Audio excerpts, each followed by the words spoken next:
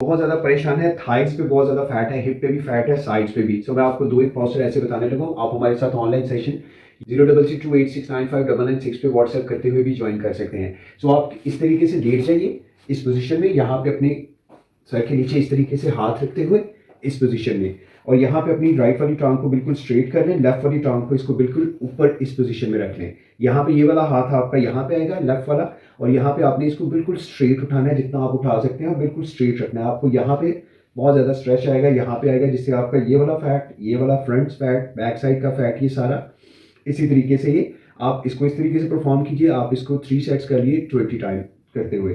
इसी तरीके से यहाँ पे आप अपना पाँव रखिए और यहाँ पे हाथ रखिए, और यहाँ से 1 2 इसके भी आप इसी तरीके से 3 सेट्स कर लीजिए 20 रेप्स के साथ। आप इसको परफॉर्म करिए, और सेम इसी तरीके से आप लेफ्ट साइड पे भी इसी तरीके से लेटते हुए आप इसको परफॉर्म करिए, और आप देखेंगे 10-15 दिन के अंदर अंदर